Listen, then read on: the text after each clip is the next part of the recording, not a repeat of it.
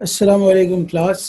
हमने पहली क्लास के अंदर पार्टनरशिप जो हमने मतलब लास्ट क्लास में पार्टनरशिप पढ़ा था। अस्सलाम वालेकुम क्लास।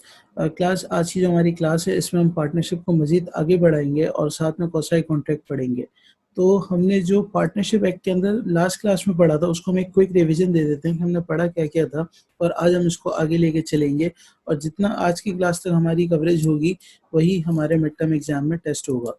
तो सबसे पहले हम देखते हैं कि हमने पिछली क्लास में पढ़ा था कि पार्टनरशिप की डेफिनेशन क्या है। पार्टनरशिप एक्ट 1932 के अंदर हमने पिछली क्लास में देखा था कि पार्टनरशिप की डेफिनेशन क्या है और फर्म किसे कहते हैं और पार्टनर्स कौन होते हैं। ठीक हो गया। और पार्टनरशिप की डेफिनेशन को हमने मजीद एक्सप्लेन किया था कि इसमें 5 बातें थी कि partnership is the relation between persons. तो पर्सन्स पहली बात थी और दूसरी बात थी कि the relation between persons that have agreed to share the profits of a business. तो उनके दरमियान शेयरिंग ऑफ प्रॉफिट भी होगी और कोई बिजनेस भी होगा और कोई रिलेशन भी होगा जिसको हमने कहा था लीगल रिलेशन, और पांचवा हमने कहा था म्यूचुअल एजेंसी। ये 5 बातें हमने पिछली क्लास में देखी थी इन डिटेल के पर्सन्स के केस में 20-10 की कैपिंग थी और हमने एक्सेप्शंस भी देखी थी। शेयरिंग ऑफ प्रॉफिट लॉस भी होना चाहिए। कोई ना कोई बिजनेस हो, बिजनेस को हमने को ओनरशिप से डिफरेंस समझा था कि बिजनेस क्या होता है और को ओनरशिप क्या होती है। और रिलेशन कैसा होना चाहिए, तो लीगल रिलेशन होना चाहिए, कॉन्ट्रेक्चुअल रिलेशन होना चाहिए। म्यूचुअल एजेंसी का कॉन्सेप्ट क्या है कि all are jointly and severally liables. ये आप पिछली वीडियो में देख सकते हैं तो आपको इंशाल्लाह रिकॉल भी हो जाएगा। अच्छा जी, इसके बाद हमने पिछली क्लास में देखा था कि पार्टनरशिप के अंदर के पार्टनरशिप को टेस्ट कैसे किया जा सकता है। यानी कि सिनेरियो आपको गिवन हो तो आपको पूछा जाए क्या ये पार्टनरशिप है कि नहीं, तो टेस्ट ऑफ पार्टनरशिप। तो उसमें हमने देखा था कि सारे फैक्टर्स को कंसीडर करेंगे और उन तमाम फैक्टर्स को कंसीडर करते हुए ऊपर की 5 बातों को मिलाएंगे। अगर 5 बातें पूरी हो रही होंगी तो हम कहेंगे कि लोगों का जमा होना पार्टनरशिप है।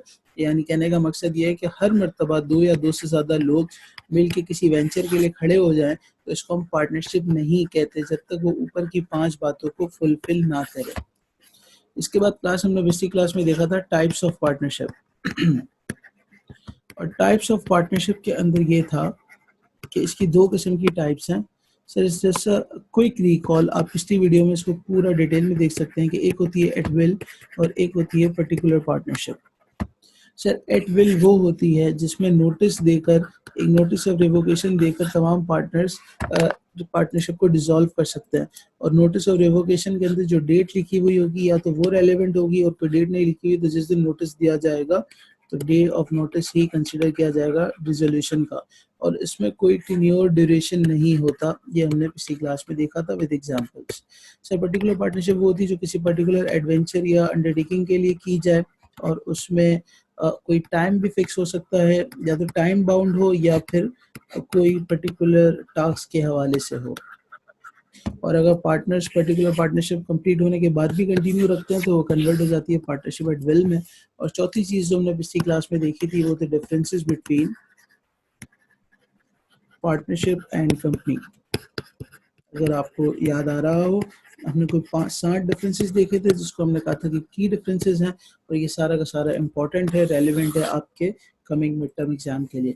आज हम जो देखने जा रहे हैं कि आज हम इसमें ये देखेंगे कि जब हम पार्टनरशिप हमने बना ली, लेट से 3 लोगों ने मिल के एक बिजनेस स्टार्ट कर दिया और वो बिजनेस है कपड़े बेचने का, क्लॉथिंग बिजनेस है, टेक्सटाइल बिजनेस में वो इन हो गए और 3 लोग हैं, मिस्टर ए, बी और सी। मिस्टर ए, मिस्टर बी और मिस्टर सी, ये 3 लोग हैं, इनको हम आपस में पार्टनर्स कहते हैं और एज अ कलेक्टिव हम इनको कहेंगे कि कौन है, फर्म है, यानी एबीसी एंटरप्राइज हम कह सकते हैं। और ये तीनों मिलके क्या कर रहे हैं, पार्टनरशिप कर रहे हैं। तो इस क्लास में हमने ये देखा था, पिछली क्लास में हमने जो देखा था, आज हम इसको आगे ये बढ़ा रहे हैं कि जब ये तीनों आपस में मिलकर बिजनेस कर रहे हैं तो यकीनन इनके आपस के दरमियान के भी कुछ ना कुछ मामलात होने चाहिए। जस्ट लाइक इन्होंने प्रॉफिट को शेयर करना है तो कितने परसेंट तक करेंगे, और ये करेंगे कि नहीं करेंगे। लॉस की शेयरिंग की बात भी आ सकती है, कौन काम करेगा, किसकी ड्यूटी लगी है मैनेजमेंट संभालने की, और क्या कहते हैं किसी ने एडवांस दे दिया तो उसको लोन दे दिया तो उसको इंटरेस्ट मिलेगा कि नहीं मिलेगा, कौन काम नहीं करेगा तो क्या होगा, कोई झूठ बोल रहा है, फ्रॉड कर रहा है पार्टनरशिप के नाम पे तो क्या होगा। यानी जब लोग जमा होते हैं, जहाँ बहुत सारे बर्तन होते हैं तो वहाँ पे शोर होता है। इस तरीके से जब पार्टनर्स आपस में मिलकर कोई काम कर रहे होते हैं तो उनके बीच में भी कोई ना कोई कॉन्फ्लिक्ट अराइज हो सकता है। तो उन सब से बचने के लिए हम इनकी राइट्स और ड्यूटीज को अगर डिस्कस कर लें कि पार्टनर्स के आपस में राइट्स क्या हैं और ड्यूटीज क्या हैं, तो हमें बहुत आसानी हो जाएगी इन मसलों से टैकल करने के लिए। अब आज की क्लास का जो इम्पोर्टेंट खासा है वो ये है कि ड्यूटीज हमने देखनी है, हमने पार्टनर्स के आपस के राइट्स देखने हैं और इनकी आपस की लायबिलिटीज देखनी है। अब लॉ ने हमें ये बताया है कि ड्यूटीज दो किस्म की हैं, एक है जनरल ड्यूटीज और एक है qualified duties. Sir general duties वो होती हैं जो अमेंड नहीं की जा सकती बाय अग्रीमेंट, यानी मिसाल के तौर पे लॉ ने एक ड्यूटी लगा दी कि एक पार्टनर को ये करना ही करना है, यानी to be just and faithful. पहली ड्यूटी लॉ ने जो बताई है वो ये है कि एक पार्टनर जस्ट रहेगा और फेथफुल रहेगा विद पार्टनरशिप फर्म। तो अब लॉ ने एक चीज ये बता दी कि आपने जस्ट और फेथफुल रहना है तो इसको पार्टनर्स अग्रीमेंट से इन ड्यूटीज को चेंज नहीं कर सकते। ये नहीं कह सकते कि यार चलो एक बंदा अनजस्ट रहेगा तो चलेगा, it will not work out. लेकिन कुछ ड्यूटीज ऐसी होती है कि प्रॉफिट शेयरिंग कितने % रखेंगे, और मिसाल के तौर पे कौन कितना काम करेगा, किस किस्म की बेयरिंग करेगा मामलात की, और किसी से कोई गलती हो गई तो नेग्लिजेंस के केस में क्या होगा, ये वो तमाम बातें हैं जो अभी हम देखने जा रहे हैं। इनको हम कहते हैं क्वालिफाइड ड्यूटीज, कि इस केसेस में लॉ ने आपको राइट दिया हुआ है कि आप उसको कॉन्ट्रैक्ट से, अग्रीमेंट से अमेंड भी कर सकते हैं। लॉ ने बता दिया कि इस केस में होगा क्या, लेकिन अगर आप चाहें तो इसको अमेंड भी कर सकते हैं। ये वो ड्यूटीज हैं जो अभी हम देखने जा रहे हैं, ये चेंज नहीं हो सकती, ये by agreement, by contract change हो सकती हैं। और राइट्स के मामले में भी यही है कि लॉ ने राइट्स बता दिए हैं, लेकिन अगर हम में से कोई चाहे तो इन राइट्स को चेंज भी कर सकता है, सब्जेक्ट ऑन द मतलब बेस्ड ऑन हमारी आपस की कंसेंसस पे, पार्टनर्स के आपस के कंसेंसस पे। और ये तमाम चीज़ें जो हम कह रहे हैं कॉन्ट्रैक्ट और एग्रीमेंट में लिख दी जाएंगी। तो पार्टनरशिप के केस में हमने देखा था जो मेन डॉक्यूमेंट होता है वो होता है पार्टनरशिप डीड, उसमें ये तमाम चीज़ें लिखी हुई होती हैं। अच्छा जी, तो आइए हम देखते हैं कि जो आज का टॉपिक है उसको हम किताब से कैसे कवर कर सकते हैं। किताब के अंदर ये तमाम दिया हुआ है। Just giving you a quick recall जो हमने पिछली क्लास में देखा था और पिछली क्लास में अगर हम बुक से देखना चाहें तो हमने पार्टनरशिप की डेफिनेशन देखी थी, और मैंने बताया था कि बहुत ज़्यादा इम्पॉर्टेंट है, एग्जाम पर्पज़ के लिए ये याद होनी चाहिए। इवन इस पे 5 नंबर का ऐसा भी सवाल आ सकता है कि explain the concept of partnership under partnership act 1932। तो जब आपको explain the concept of partnership कहा जाएगा तो इसका मतलब ही यही होगा कि आपने इसकी डेफिनेशन के ऊपर थोड़ा सा तबसरा करना है और फिर इसके की एसेंशियल्स जो 5 हैं जो हमने पिछली क्लास में देखे थे उस पर बात करनी है क्लास।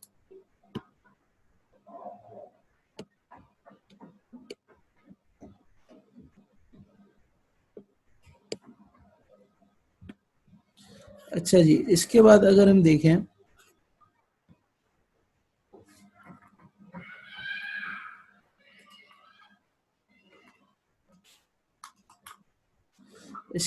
देखें तो ये आ गया कि इसेंशियल्स, जो इसेंशियल एलिमेंट्स ऑफ पार्टनरशिप है, और वो ये 5 हैं जो हमने पिछली क्लास में देखे भी थे। Number 1 is association of persons, 2 या 2 से ज़्यादा लोग वाला अग्रीमेंट होना चाहिए, शेयरिंग ऑफ प्रॉफिट लाजमी डिटरमाइन होनी चाहिए, बिजनेस होना चाहिए, और म्यूचुअल एजेंसी का कॉन्सेप्ट। ये 5 बातें जो हमने पिछली क्लास में देखी थी, ये आप लास्ट में पिछले लेक्चर से देख सकते हैं ताकि आप फिर इसको कंटिन्यू कर सकें आज की क्लास से।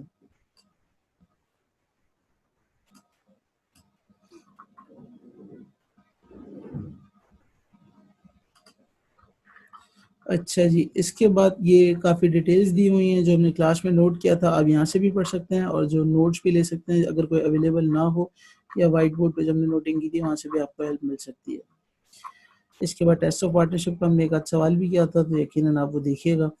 और इसके बाद टाइप्स ऑफ पार्टनर्स अभी हमने नहीं पढ़े तो आप इसको छोड़ सकते हैं for the purpose of mid term exam. और ये डिफरेंस आ गया पार्टनरशिप और जॉइंट स्टॉक कंपनी के, जो आपके सामने स्क्रीन पे भी आ रहे हैं।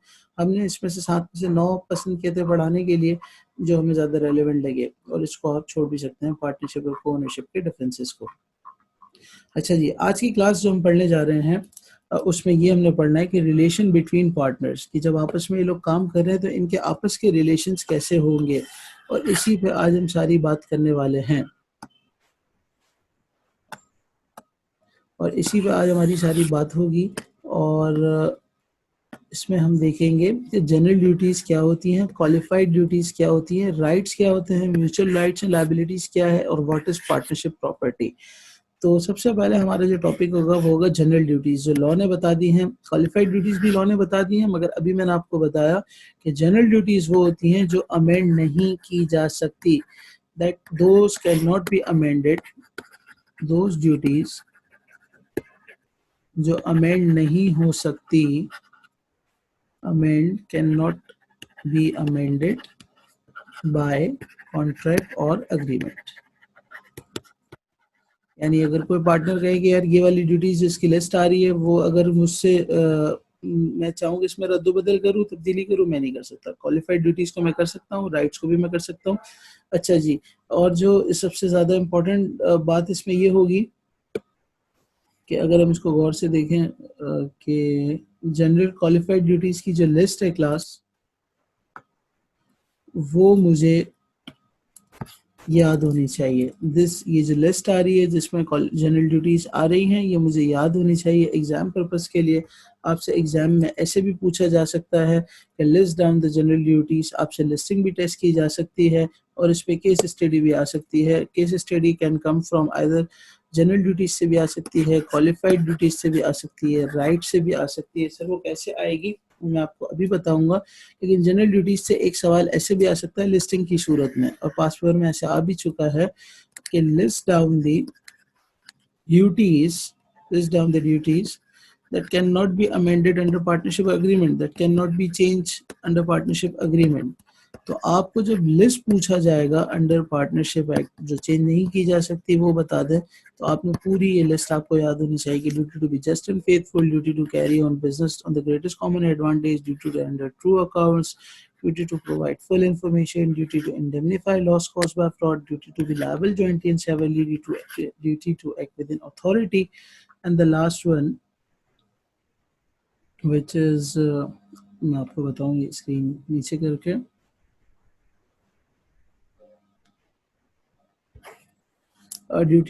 duty in case of emergency।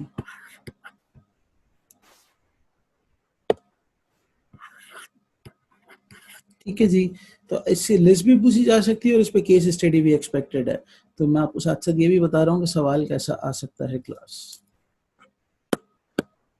अच्छा जी, तो अब हम आगे बढ़ते हैं, स्टार्ट करते हैं, इसको बाकायदा पढ़ना शुरू करते हैं। सबसे देखें हेडिंग आ रही है जनरल ड्यूटीज़, और जनरल ड्यूटीज़ के नीचे किताब में क्या लिखा हुआ है, और यही लॉ में लिखा हुआ है कि these are the mandatory duties, ये वो मैंडेटरी ड्यूटीज़ हैं that cannot be changed, that cannot be amended by agreement among the partners। और पार्टनर्स का जो अग्रीमेंट होता है वो कहाँ लिखा हुआ होता है, हमें पता है पार्टनरशिप डीड के अंदर। अच्छा, ये यहाँ पे क्लियर कर दूं कि ये वीडियो मैंने इस तरह क्यों बनाई है, और इससे पहले तो तमाम सारे क्लासरूम लेक्चर्स थे, फिजिकल क्लास के लेक्चर्स थे आप लोगों के लिए। तो ये इसलिए बनाई है कि कल किसी वजह से मेरे पास रिकॉर्डिंग का इक्विपमेंट मौजूद नहीं था, तो फिर आज मुझे ये दोबारा से लेक्चर को रिकॉर्ड करना पड़ा। तो आप लोग काइंडली इसको देखिएगा और कोई सवाल हो तो आप पूछ सकते हैं।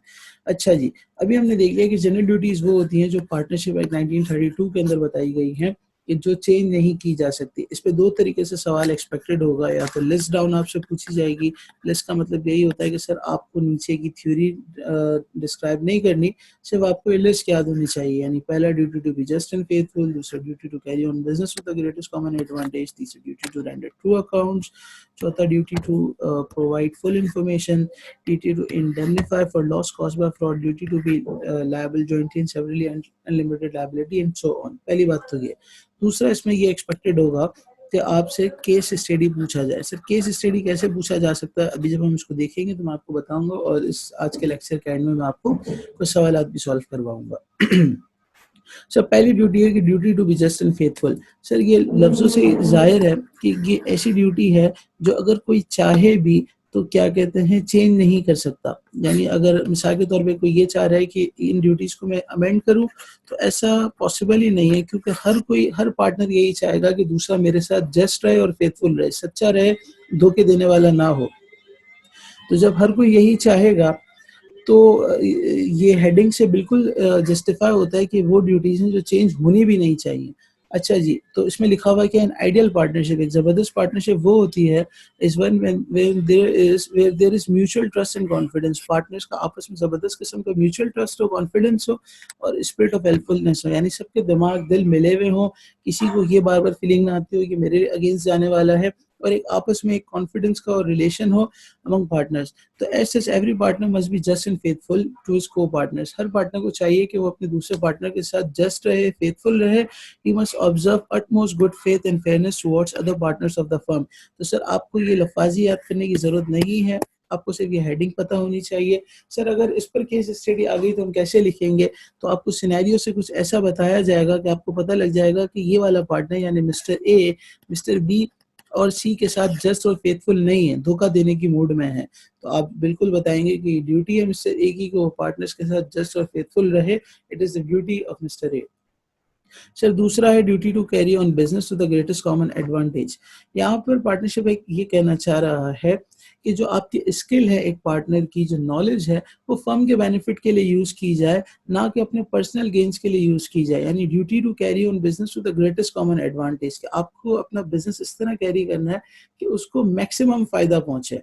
ऐसा नहीं है कि आप मिसाल के तौर पे अपनी ऑफ़िस में बैठ के, फर्म की ऑफ़िस में बैठ के, पार्टनरशिप ऑफ़िस में बैठ के आप अपने पर्सनल एडवांटेजेस के लिए लगे हुए हैं, अपनी पर्सनल दुकान चमका रहे हैं। नहीं, आपकी सारी सलाहियतें, नॉलेज, स्किल सारी की सारी पार्टनर्स के लिए होनी चाहिए, पार्टनरशिप के लिए होनी चाहिए। Every partner is bound to carry on the business of the firm to the greatest common advantage. It implies that every partner must use his knowledge and skill for the benefit of the firm and not for personal gain. He must conduct the business with the best of his ability and secure maximum benefits of the firm। इसकी example हम ऐसे देख सकते हैं class, तो मिसाल के तौर पे मिस्टर ए हैं, वो अपनी ऑफिस में बैठे होते हैं और मिस्टर बी और सी अक्सर औकात ऑफिस में नहीं होते। अब मिस्टर ए के पास जब कोई कस्टमर आता है तो वो कहते हैं कि अगर फर्म के नाम से करवाओगे तो ये वाली सर्विस तुम्हें ₹1,00,000 की मिलेगी और मैं मेरे पर्सनली मुझसे करवाना चाहो तो ₹80,000 की मिलेगी। तो पार्टनरशिप इस चीज़ को डिस्करेज कर रहा है कि तुम्हारी स्किल और जो सलाहियत है और जो नॉलेज है वो तुम फर्म के लिए यूज़ करो, अपने बिज़नेस को फ़ायदा पहुँचाओ, ना कि अपने पर्सनल गेन्स को वर्कआउट करवाओ। T2 to render true accounts। ये चीज़ कहना चाह रहा है यहाँ पे लॉ, कि आप जब मिसाल के तौर पे 5 लोग आपस में बिज़नेस करते हैं किसी चीज़ का, ठीक है जी? और हर कोई, इनका बिज़नेस मॉडल ऐसा है कि हर कोई बिज़नेस लाता है और मंथ एंड पे ये सारे पार्टनर्स आपस में एक-दूसरे को बताते हैं कि इस महीने मैंने इतना काम किया है, इस महीने मैंने इतनी सेल की है, इस महीने मैंने इतनी सर्विसेज़ दी हैं, और वो एक जगह क्लब करते हैं अपने नंबर्स को और प्रॉफिट्स को डिस्ट्रीब्यूट करते हैं। अब इसके अंदर इनका बिज़नेस बहुत ज़्यादा स्ट्रक्चर्ड नहीं है, तो हर कोई इस वाले कॉन्सेप्ट पे, duty to be just and faithful वाले मॉडल पे रहना चाह रहा है कि कोई एक-दूसरे को धोखा नहीं देगा। यानी हर कोई ये समझ रहा है कि हर पार्टनर एक-दूसरे के साथ मुख़लिस है। अब इसमें क्या कहते हैं, इसमें एक आध पार्टनर की नीयत भटक जाए और वो अपनी सेल्स को कम शो करना शुरू कर दे, तो यकीनन जब सेल कम शो करेगा तो प्रॉफिट्स भी कम डिस्ट्रीब्यूट होंगे। तो पार्टनरशिप एक्ट यहाँ पे ये कह रहा है कि every partner must render true and proper accounts to his copartners. हर पार्टनर को चाहिए कि वो प्रॉपर अकाउंट शो करे अपने दूसरे पार्टनर्स को। It implies that each partner must be ready to explain the accounts of the firm, उसको जस्टिफाई कर सके, रेडी हो हर वक्त एक्सप्लेन कर सके नंबर्स कैसे आए, or produce vouchers in support of the entries. No partner should think of making a secret profit at the expense of the firm। अच्छा सर, यहाँ पर भी ये बात नोट करने की है कि अगेन कि आपने जो पार्टनर्स के साथ duty to be just and faithful है वो हर जगह अप्लाई होगी, तो ट्रू अकाउंट्स भी आपने हर जगह देने। तो अगेन ये हेडिंग्स ही ऐसी हैं कि that can not be change वाली बात खुद ही फिट आ रही है कि कोई भी पार्टनर्स ये नहीं चाहेंगे कि दूसरा पार्टनर मुझसे कुछ छुपाए, कुछ नंबर्स को कम शो करे। चौथी बात ड्यूटी टू, और सर ये भी साथ में नोट कर लीजिए कि ये आपसे याद करना एक्सपेक्ट नहीं किया जा रहा, आपको सिर्फ इसकी हेडिंग्स पता होनी चाहिए और कहीं केस स्टडी है तो आप इसको यूज कर सकें। Duty to provide full information. A partner must give full information to the other partners in relation to affect everything affecting the partnership. एक पार्टनर को चाहिए कि वो तमाम इन्फॉर्मेशन दूसरे पार्टनर्स को दे, हर वो चीज जो बिजनेस को अफेक्ट कर सके, पार्टनरशिप को अफेक्ट कर सके। अच्छा जी, पांचवा पॉइंट है कि duty to indemnify for loss cause by fraud. यानी पार्टनरशिप ये कहना चाह रही है कि मिसाल के तौर पे मिस्टर ए, बी और सी अगेन आपस में पार्टनर्स हैं और मिस्टर ए फ्रॉड कर रहे हैं कस्टमर्स के साथ, यानी पार्टनरशिप के नाम पे फ्रॉड करना इन्होंने स्टार्ट कर दिया है। चाइना का माल मेड इन जापान की पर्ची लगा के बेचना शुरू कर दी है और इनके दूसरे पार्टनर्स को नहीं पता। अब जो कस्टमर्स हैं वो आके शोर मचा रहे हैं कि भाई ये क्या हो रहा है। तो कस्टमर्स के लिए तो ए बी सी तीनों लायबल होंगे, क्योंकि हम देख चुके हैं कि जो पार्टनरशिप है वो ये हम पहले देख चुके हैं कि जो पार्टनरशिप है उसके अंदर म्यूचुअल एजेंसी का कॉन्सेप्ट है, यानी all partners are mutually and severally liable. तो कस्टमर्स को तो ए और बी और सी तीनों लायबल होंगे, यानी बी और सी ये नहीं कह सकते कि यार ये तो ए ने तुम्हारे साथ ऐसा किया है इसलिए कस्टमर हम तुमको इस बारे में नहीं जानते, ये धोखा ए का है बी और सी का नहीं है। कस्टमर्स को तो फर्म पूरी लायबल होगी, लेकिन चूंकि ये फ्रॉड ए ने किया है तो ए बी और सी को भी कंपनसेट करेगा। यानी जो कस्टमर आया था चाइना की पर्ची जापान की टैगिंग देख के चाइना के नाम पर आके जब उसने बिगड़ा और जो एबीसी इंटरप्राइजेज ने उसको कंपनसेट किया, अब उस कंपनसेशन जो फर्म के अकाउंट से गई है, now mister A is suppose to is liable to, उसकी ड्यूटी है कि वो मिस्टर बी और सी को कंपनसेट करे अपनी पर्सनल पॉकेट से। क्या ये बात, उम्मीद है ये बात आपको समझ आई होगी क्लास। अच्छा जी, इसके बाद छठी ड्यूटी ये है कि duty to be liable jointly and severally. ये वही है म्यूचुअल एजेंसी वाला कॉन्सेप्ट हम 12 देख चुके हैं पार्टनरशिप के अंदर, जब तक हमने जितना भी पढ़ा है कि तमाम पार्टनर्स जॉइंटली और सेवरली लायबल होते हैं। इससे जॉइंटली और सेवरली लायबल का कॉन्सेप्ट यही होता है कि मिसाल के तौर पे अगर 3 पार्टनर्स हैं ए बी और सी, अगर मिस्टर ए कोई एक्टिविटी करें बिजनेस के नाम पर फर्म के नाम पर तो उसके लिए बी और सी भी कलेक्टिवली लायबल होंगे, या ए बी और सी कुछ कर कर आए तो उसके लिए ए भी लायबल होगा। Every partner jointly is liable jointly with all the other partners and also severally. यानी जॉइंटली का मतलब ये है कि हर पार्टनर जॉइंटली लायबल है तमाम अदर पार्टनर्स के लिए, यानी ए बी और सी के साथ लायबल है, and also severally in separately be to third parties for all the acts of the firms done while he is a partner. The third party may take legal action for non-payment of a debt or losses incurred as a result of the breach of contract against all the partners jointly or any individual partner। मिसाल के तौर पे ABC enterprises हैं और mister A ने किसी customer के साथ फ्रॉड कर लिया। अब कस्टमर आया और उसने ए बी सी पे केस कर दिया, फाइन वो कर सकता है। कस्टमर आगे चाहे तो सिर्फ बी पे भी केस कर सकता है और ए फिर बाद में बी के लिए कंपनसेशन बनेगा। यहाँ पे इसको नीचे यही समझाया जा रहा है। A, B, C and D are in the partnership. Partner B purchases equipment for the partnership business. The equipment cost 20,000 and the installation cost for 15,000. एक dispute हो गया with the supplier and the firm refuses to pay the installation cost. The supplier decides कि उसको 15,000 रुपए के लिए case file कर देगा। If the supplier succeeds in his action, all the partners will be liable jointly for 15,000 liability. क्यों? क्योंकि ये तीनों आपस में मिलकर बिजनेस कर रहे थे, मगर जो इसमें समझने की बात थी वो ये थी कि if the dispute goes to the court, supplier तीनों पार्टनर्स को जॉइंटली भी केस कर सकता है या वो किसी इंडिविजुअल को भी कर सकता है। तो कहने का मकसद ये है कि जॉइंटली एंड सेवरली का कॉन्सेप्ट भी यही है कि पार्टनरशिप के केस में all are liable jointly and severally. And next है duty to act within authority. ये कहना चाह रहा है कि ए पार्टनर्स जो तुम्हारे पास अथॉरिटी है तुम उतना ही उसी अथॉरिटी के अंदर काम करते रहना, यानी जो औकात तुम्हें डिफाइन की गई है उससे आगे पीछे ना होना। Every partner is bound to do within the scope of his actual या apparent authority. Where he exceeds the authority conferred on him and the firm suffers a loss, he shall have to compensate the firm for such any loss unless the other partners ratify accept such acts। Sir क्या मतलब? इसका मतलब ये है कि एक होती है अपेरेंट अथॉरिटी और एक होती है एक्चुअल अथॉरिटी। तो पहले तो हम इसका डिफरेंस समझ लेते हैं, इसके अलावा आगे ये डिटेल में भी आने वाला है। सर अगर हम टेक्सटाइल का बिजनेस कर रहे हैं और लेट से हम कॉटन के फैब्रिक में डील करते हैं, अब एक पार्टनर के पास ये अपेरेंट अथॉरिटी है कि वो इन the absence of other partners इसको सेल कर देगा, कोई मना नहीं है, नॉर्मल इसका डेली रूटीन बिजनेस है और इसने कर भी दिया। ठीक है, या वो मार्केट में गया कपड़े परचेज करने के लिए और उसने कॉटन का फैब्रिक ले लिया। अब इसके पास सिर्फ इतनी अथॉरिटी थी कि वो मार्केट जाए और कॉटन का लेकर आए। उसको सिल्क का फैब्रिक पसंद आया और उसने खरीद लिया और फर्म को बिजनेस को लॉस हो गया।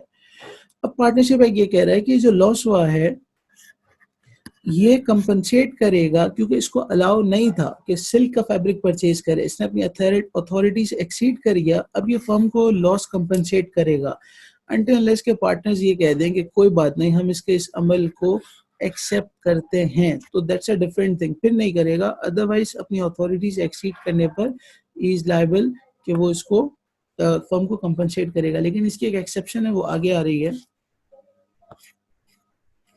वो ये है कि duty to act within emergency. लेकिन अगर कोई इमरजेंसी का केस होगा तो पार्टनरशिप एक्ट ये कहता है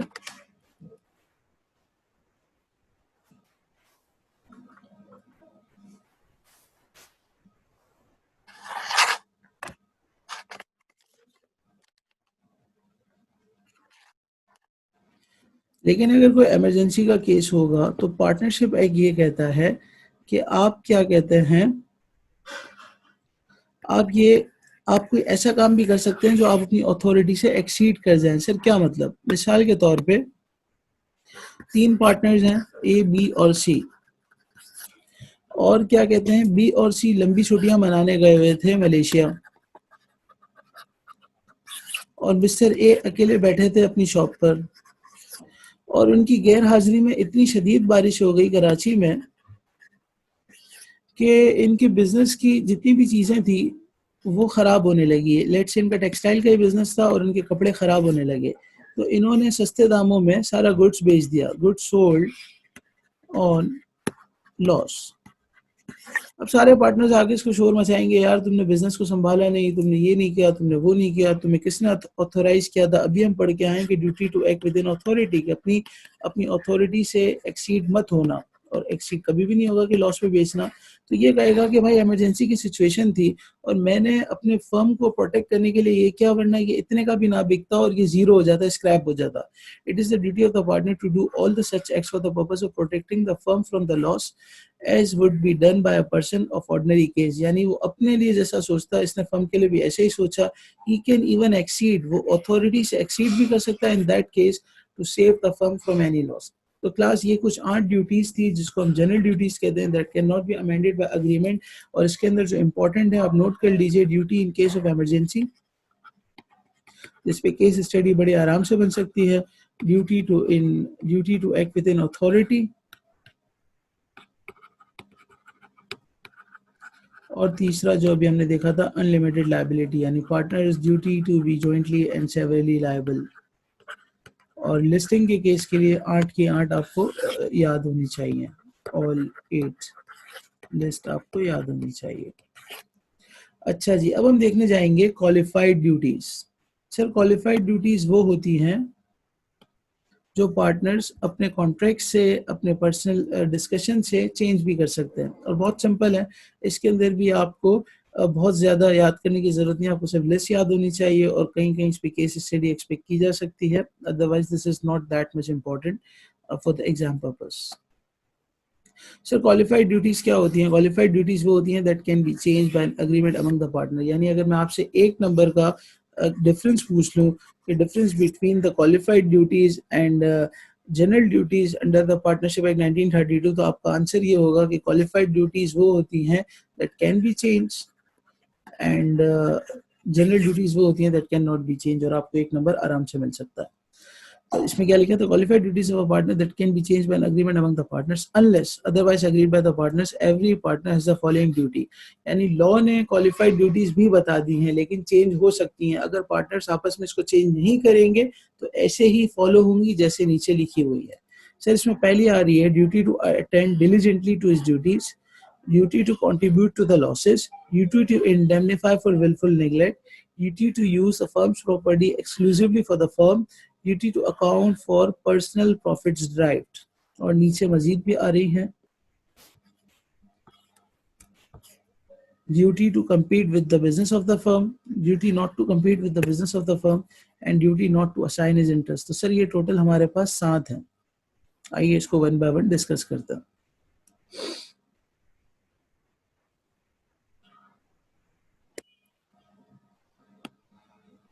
सबसे पहली ड्यूटी है मेरे पास duty to act attend diligently to his duties. Every partner is bound to attend diligently to his duties in the conduct of the business. A partner is not entitled to receive remuneration for taking part in the conduct of the business. Sir यहाँ पर किताब के अंदर एक गलती है, यहाँ पर पहली ड्यूटी खत्म हो रही है, duty to attend diligently to his duties, और ये दूसरी ड्यूटी है. A partner is not entitled, तो duty not to entitled to receive remuneration ये दूसरी ड्यूटी है, और इसको हम अलग देखेंगे. पहली ड्यूटी ये है कि आपने डिलीजेंटली अपनी ड्यूटीज को परफॉर्म करना है, झाँकते हुए करना है, ईमानदारी से करना है, ऐसे करना है कि आपका अपना काम है, सिर्फ पार्टनरशिप नहीं है. दूसरी ड्यूटी है कि बाय डिफॉल्ट एक पार्टनर रिम्यूनरेशन रिसीव नहीं कर सकता, वो इंटाइटल्ड नहीं है कि उसको सैलरी मिले पार्टनर होने की हैसियत से. क्या मतलब? एक पार्टनर है, तीन लोग मिलकर आपस में पार्टनरशिप बिजनेस करते हैं, तो अब पार्टनर्स आपस में बाय लॉ डिफॉल्ट ड्यूटी यही है, डिफॉल्ट क्वालिफाइड ड्यूटी यही है कि आप रिम्यूनरेशन नहीं रख सकते एंटाइटलमेंट, आप प्रॉफिट की शेयरिंग का हिस्सा बनेंगे. हमने पढ़ा था ना कि पार्टनरशिप की डेफिनेशन का एक वैलिड एसेंशियल था कि प्रॉफिट की शेयरिंग लाजमी होनी चाहिए. लेकिन ये कौन सी वाली ड्यूटी है? Qualified duty. अगर पार्टनर्स मिलकर डिसाइड कर लें कि नहीं हम सैलरी भी रखेंगे और फिर जो बचेगा रिमेनिंग अमाउंट उससे प्रॉफिट की शेयरिंग करेंगे, तो लॉ ये कहता है आप ये कर सकते हैं, क्योंकि ये वो ड्यूटीज हैं जो चेंज की जा सकती है. नेक्स्ट है duty to contribute to the losses. Again अगर पार्टनरशिप एग्रीमेंट साइलेंट है इस हवाले से, तो लॉसेस भी तमाम पार्टनर्स आपस में डिस्ट्रीब्यूट करेंगे, कंट्रीब्यूट करेंगे. और अगर आपस में पार्टनर्स चाहें कि ए बी सी में से सी इनको अच्छा लगता है और इनका चहीता पार्टनर है, और ए और बी ही आपस में लॉसेस को कंट्रीब्यूट करेंगे, तो इट्स फाइन, क्योंकि प्रॉफिट ऑफ शेयरिंग लाजमी है जो कि जनरल ड्यूटी के अंदर थी, और जो कि पार्टनरशिप की डेफिनेशन का खासा थी, वैलिड एसेंशियल थी. लेकिन लॉसेस जरूरी नहीं है कि तमाम पार्टनर्स आपस में डिस्ट्रीब्यूट करें. Duty to indemnify for wilful neglect. Again एक पार्टनर है जिसने थोड़ा सा नशा कर लिया, प्रॉपरली काम नहीं किया और कोई मिस्टेक कर दी. पीछे हमने देखा था duty to indemnify for fraud. अगर फ्रॉड है, उसने किसी को धोखा देने की कोशिश की है, तो वो तो जनरल ड्यूटी है, उसमें तो उसने लाजमी दूसरों को कंपनसेट करना ही करना है. लेकिन अगर गलती से विलफुल नेग्लेक्ट से उससे हो गई कोई ऐसी गलती, यानी अपनी परफॉर्मेंस की ड्यूटी नहीं की जैसे उसको करनी चाहिए थी, तो फिर यहाँ पर फर्म चाहे तो ये कह दे as a general duty, as a qualified duty कि आप इंडेमनीफाई ना कीजिएगा, अदरवाइज बाय डिफॉल्ट उसको इधर भी करनी है. इसके बाद है duty to use firm's property exclusively for the firm. यानी जो भी फर्म्स के एसेट है, जो भी फर्म की प्रॉपर्टी है, वो सिर्फ आप फर्म के पर्पस के लिए ही यूज करेंगे. ऐसा ना हो कि फर्म के लैपटॉप से आप क्या कहते हैं अपना दूसरा फ्रीलांसिंग का बिजनेस भी कर रहे हैं. अगर आपको करना है आप दूसरे पार्टनर्स को कॉन्फिडेंस में ले लीजिए, अगर सबको वो अलाउ करते हैं तो आप कीजिए, अदरवाइज आप नहीं कर सकते. सर अब ये कैसे पता चलेगा कि फर्म की प्रॉपर्टी क्या है? तो वो आगे आ रही है कि प्रॉपर्टी ऑफ द पार्टनरशिप या पार्टनरशिप प्रॉपर्टी किसको कहते हैं, आज हम वो भी देख लेंगे ताकि हमें पता हो कि इन चीज़ों को हम पार्टनरशिप की प्रॉपर्टी कहेंगे. Duty to account for personal profits derived. अगर आप कोई पर्सनल प्रॉफिट्स ड्राइव कर रहे हैं उस फर्म्स के एसेट्स को यूज करके या उस फर्म का नाम यूज करके, उस फर्म्स की पहचान को यूज करके, तो फिर आपने वो अकाउंट फॉर दूसरे पार्टनर्स को करवाना है और उसमें उनका हिस्सा देना है. A partner must account to the firm for any benefit obtained without the a partner must account to the firm for any benefit obtained without the consent of the other partners from any transaction involving the partnership की property, partnership का नाम, partnership का business connection. यानी आप firm के clients को use करके उनको अगर पर्सनल सर्विस दे रहे हैं तो आप नहीं दे सकते. अपने पर्सनल बेनिफिट्स को ड्राइव अगर कर रहे हैं तो आपको वो उन तमाम पार्टनर्स के साथ शेयर करना चाहिए, वरना ये गलत हो जाएगा और एक क्वालिफाइड ड्यूटी को आप ब्रीच कर देंगे.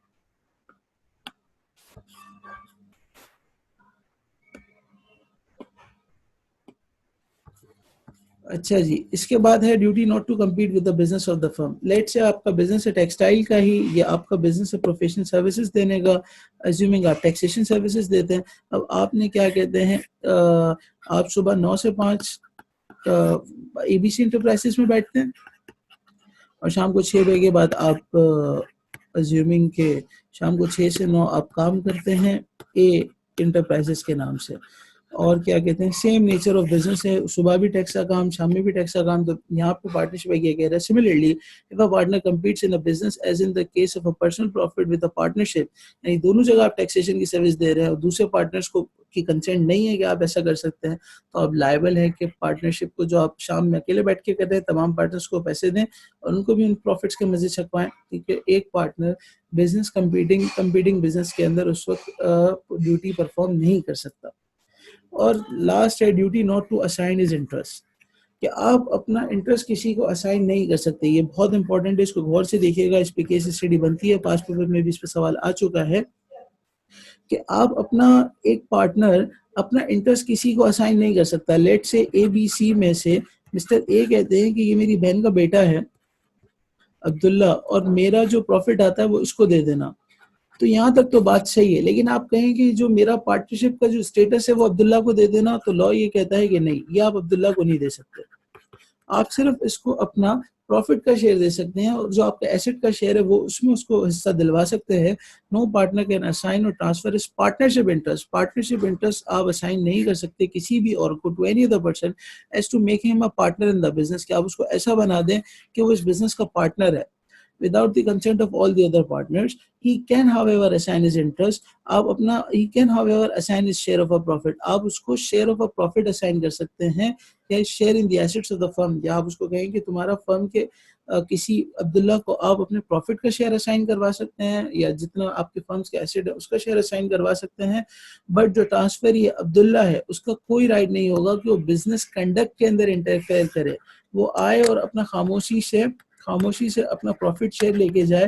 वो आके ये नहीं कहेगा कि आप लोग काम सही नहीं कर रहे, आप लोग ये कर लें, क्योंकि वो पार्टनर का स्टेटस नहीं लिया हुआ अब तक उसने। क्लास यहाँ तक आगे ड्यूटीज खत्म होती हैं। अब आगे चल के हम इसके यहाँ पार्टनरशिप एक्ट के अंदर जो पार्टनर्स के राइट्स हैं उसको देखेंगे। क्लास तो अब हम राइट्स देखने लगे हैं कि राइट्स ऑफ पार्टनर्स क्या हैं। यकीनन जब इतनी सारी ड्यूटीज लॉ ने लगा दी कि देखो तुमने अकाउंट्स भी मेंटेन करने हैं और सीक्रेट प्रॉफिट्स भी नहीं स्टार्ट करने, और नेग्लिजेंस भी नहीं है, और फ्रॉड के केस में कंपनसेशन भी है, और अनलिमिटेड लायबिलिटी का कॉन्सेप्ट भी है, और अपनी अथॉरिटी में भी एक्ट करना है, और इमरजेंसी हो जाए तो भी तुम्हें कुछ ना कुछ करना है। तो कुछ ना कुछ राइट्स भी होनी चाहिए, वरना जब इतनी सारी ड्यूटीज ही आपके सर पे लगी हुई हो तो काम करने का फायदा क्या। तो सबसे पहला राइट जो लॉ ने दिया है, जो सबसे इम्पोर्टेंट है, कि हर पार्टनर ये चाहता है कि वो उस चीज का हिस्सा बने, right to take part in the conduct of the business. Law ने ये कहा है कि irrespective of the amount of capital contribution, let's say अगर किसी पार्टनरशिप में टोटल 1 करोड़ रुपए की इन्वेस्टमेंट है और उसमें 3 पार्टनर्स हैं, और एक ने सिर्फ 1 लाख रुपए मिला है और बाकी दो ने मिलकर 99 लाख रुपए मिला है, तो लॉ ये कहता है कि irrespective of the amount of capital contribution, तुम्हारा कि इनहेरेंट राइट है, कुदरती राइट है, ये इनबाइव है इसके अंदर, कि तुम्हारे पास तो right to take part in the conduct of the business तो है ही है। Although one may agree not to participate, अगर तुम खुद से चाहो कि नहीं मैं participation in the conduct of the business नहीं करूंगा तो ठीक है, वरना कोई पार्टनर तुम्हें इस बात पर पसंद ना करता हो कि तुम बीच में क्यों बोलते हो, वो उस चीज पे तुम्हें पार्टनर्स के अपने इस इनहेरेंट राइट से महरूम नहीं कर सकता। इस पे केस स्टडी बहुत आराम से बन सकती है कि 3 पार्टनर्स हैं और 2 पार्टनर्स एक पार्टनर को डिस्करेज करते रहते हैं कि तुम बीच में ना आओ, तुम कंडक्ट ऑफ द बिजनेस को ना देखो। तो इसमें हमने इसी तरीके से आंसर लिखना होगा कि इसका इनहेरेंट राइट है कि वो take part in the conduct of the business ले सकता है, अनटिल अनलेस के वो अग्री हो जाए पार्टनर्स के बीच में कि इसको हम यानी mister A let's say will not take part in the business affairs. दूसरा है right to be consulted. Every partner again उसका ये इनहेरेंट राइट है, उसका ये राइट है कि कोई भी मैटर डिसाइड हो रहा हो उसमें उसको कंसल्टेशन के अंदर हिस्सा बनाया जाए। इसमें जो की बात है नोट करने की वो ये है कि एक होते हैं ऑर्डिनरी कोर्स ऑफ बिजनेस, यानी डेली रूटीन के मामला। लेट से हमने टेक्सटाइल बिजनेस की एग्जांपल ली थी, हम उसी को कंटिन्यू करेंगे। और एक होता है नेचर ऑफ बिजनेस।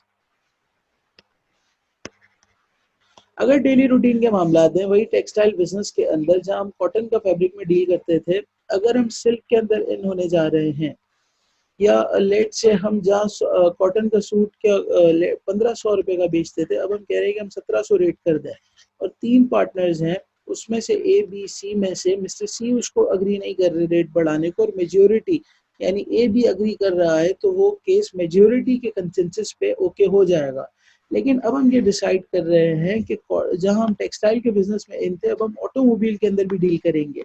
तो जहां पर नेचर ऑफ बिजनेस के अंदर कोई कंसल्टेशन रिक्वायर्ड होगी, कोई कंसेंसस रिक्वायर्ड होगा पार्टनर्स का, वहां तमाम का ऑल पार्टनर्स का कंसल्ट देना, उस पर अग्री करना ज़रूरी है। अगर वो उस पर अग्री नहीं होगा तो ये उसके राइट को ऐसे समझा जाएगा कि उसके इस राइट को दूसरे पार्टनर्स ने इंटरटेन नहीं करवाया और ये उसके साथ गलत किया गया। वो उस पर रेलिवेंट अथॉरिटीज़ के पास जाके अपना डिस्प्यूट भी दर्ज करवा सकता है। Every partner has a right to be consulted before any matter is decided. Any difference arising as to ordinary matters connected with the business may be decided by a majority। यानी textile वाले case में majority अगर decide कर रहे हैं कि 1500 का suit हमने 1700 का भेजना है तो ठीक है, लेकिन बट नो चेंज में be made in the nature of the business. Nature of the business के केस में without the consent of all the partners आप ये काम नहीं कर सकते। इसी तरीके से हर पार्टनर्स के पास ये राइट है कि वो बुक्स ऑफ अकाउंट्स को एक्सेस कर सके। आप ये नहीं कह सकते कि यार ए बी सी अभी तो तुम नए नए पार्टनर आए हो तो हम तुम्हें अपनी फर्म की किताबें देखने नहीं देंगे, हम तुमसे शेयर नहीं करेंगे कि हमने कितने पैसे कमाए और कहाँ से कितने पैसे आए। तुम्हारी राइट है कि तुम बुक्स को एक्सेस करो।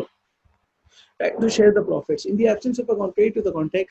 हर पार्टनर का ये राइट है कि वो इक्वली प्रॉफिट को शेयर करे earn by the firm until unless कि अगर ये डिसाइड हो गया कि ये कम रखेगा ये ज्यादा रखेगा तो दैट इज फाइन। अब सिमिलरली एक और इम्पॉर्टेंट चीज हम देखने जा रहे हैं, इसको गौर से सुनिएगा।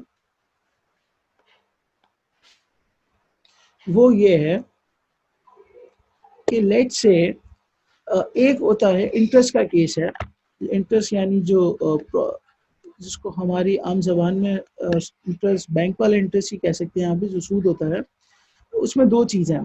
नंबर वन, एक होता है कैपिटल पे इंटरेस्ट और एक होता है एडवांस पे इंटरेस्ट। कैपिटल वो जो आपने डे वन पे कंट्रीब्यूशन किया था या बाद में ओवर द टाइम आप कंट्रीब्यूट करते आ रहे हैं, उस पर इंटरेस्ट का राइट जो है वो आपको नहीं मिलेगा। एज ए जनरल रूल आपको इंटरेस्ट नहीं मिलेगा, क्योंकि कैपिटल पर जो प्रॉफिट होता है बिजनेस करके आपको मिलता है वो आप क्या कहते हैं देंगे, सिंपल। वो जो कैपिटल पे जितना भी प्रॉफिट होगा वो आपस में एज पर अग्रीड रेशियो पर डिस्ट्रीब्यूट हो जाएगा।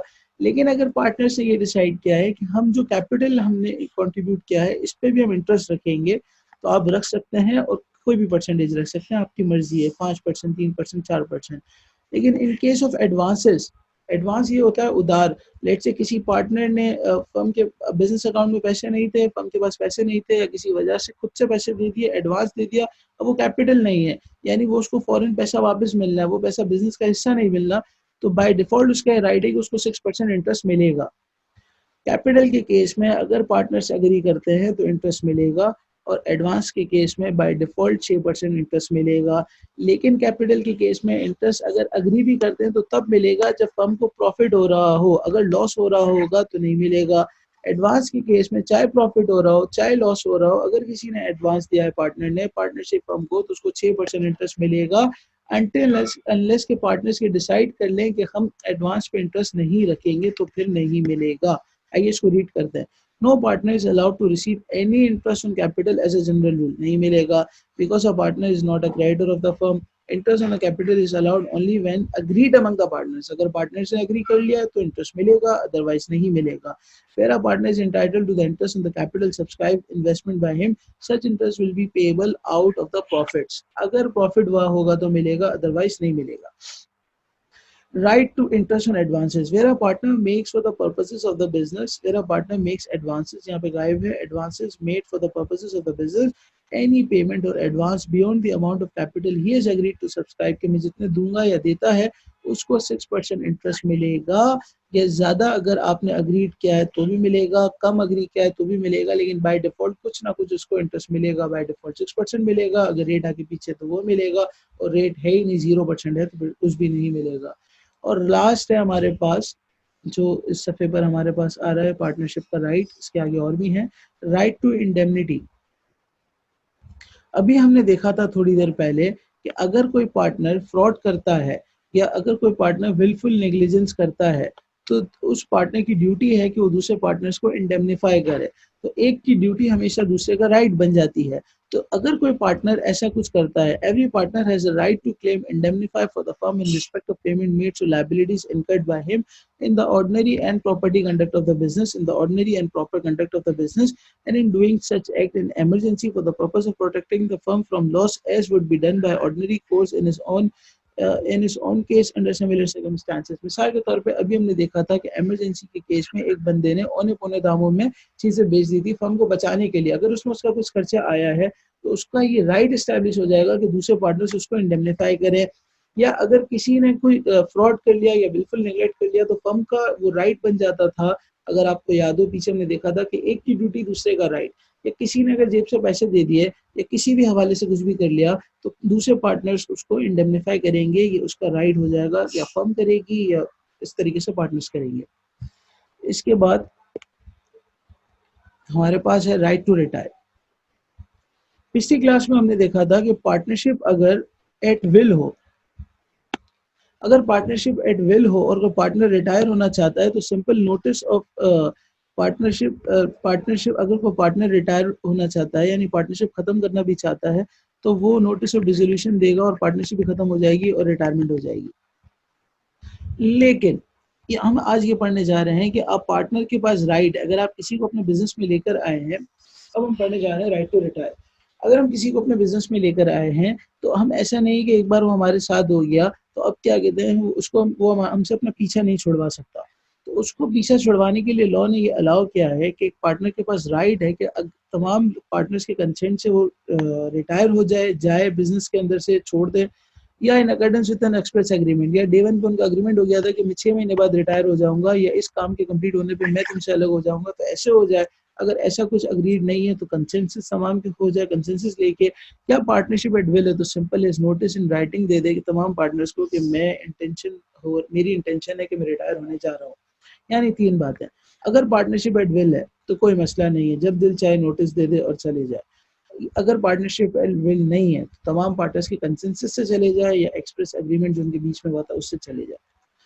फिर जाने वाले राइट, जो पार्टनर चला गया, लॉ अब उसके राइट्स के हवाले से हमसे बात करना चाह रहा है।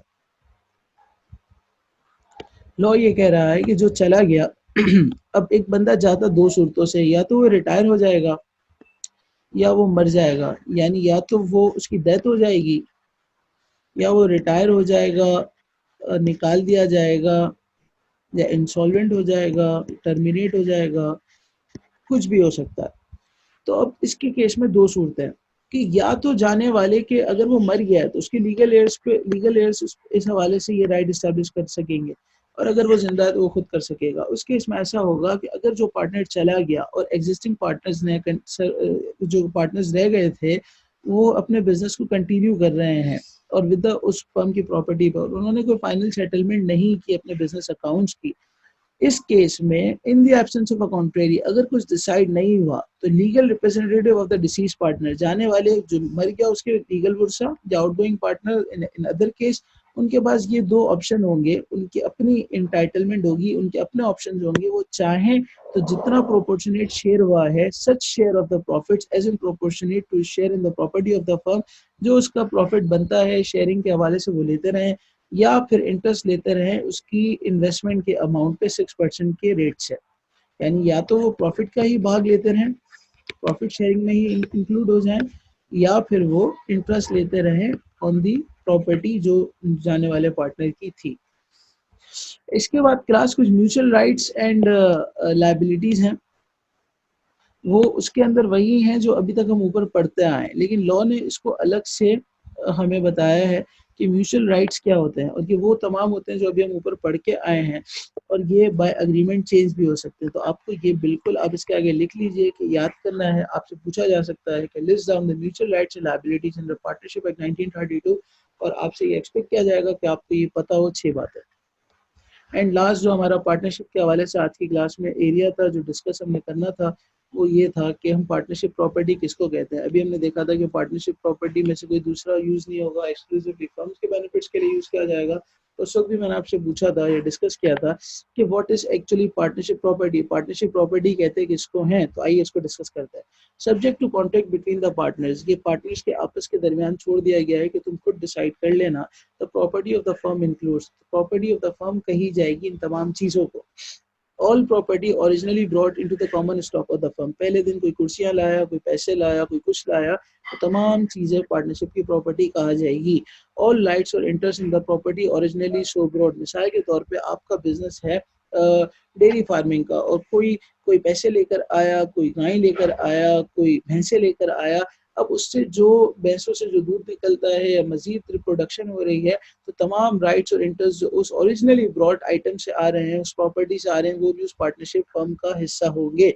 ऑल प्रॉपर्टी एक्वायर्ड, बाद में आपने मजीद कोई बड़ा सा गोडाउन खरीदा, कोई वाड़ा खरीदा जिसमें आप रख रहे हैं, मजीद गाय खरीदी, तो पहले जो डे वन पे आप लेकर आए, इसके आगे जो डे वन से राइट्स निकल रहे हैं उसी वो भी तमाम पार्टनरशिप प्रॉपर्टी जो आपने बाद में खरीदी, अभी खरीदी, पहले खरीदी, वो तमाम चीज़ें और उसके भी इंटरेस्ट और राइट। चौथी goodwill of the business of the firm. ये चार चीज़ों को पार्टनरशिप एक्ट कहता है कि ये पार्टनरशिप की प्रॉपर्टी है।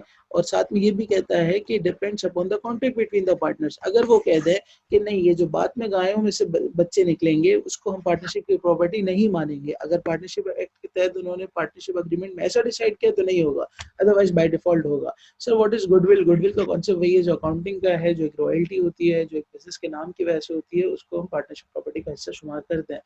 अच्छा क्लास, अब हम देखेंगे कुछ पास्ट पेपर्स के क्वेश्चंस। तो आपको यकीनन ये बहुत बोरिंग लगा होगा। अब हम इसको कुछ इसके पास्ट पेपर्स देखेंगे, तो जब हम इसको अप्लाई करेंगे तो आपको मजा आएगा। तो इंशाल्लाह बस अभी हम इसके पास्ट पेपर्स देखने जा रहे हैं।